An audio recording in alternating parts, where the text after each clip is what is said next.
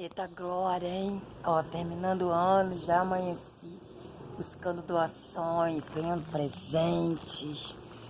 Gente, Deus é fiel, Deus é maravilhoso. Ele cuida da gente, independente das situações, das condições que a terra venha nos mostrar.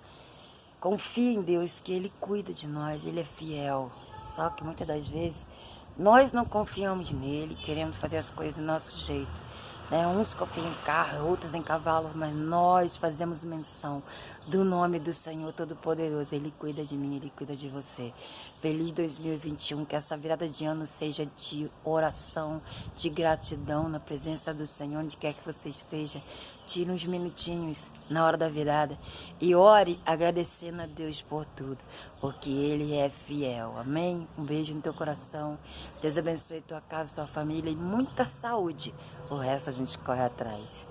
Muito obrigada aí, ó. Situações que chegaram aqui para o brechó Missionário de Cris, aqui na rua São Paulo, número 1, Jardim Peró, Cabo Frio. Amém? Um abraço, um beijo.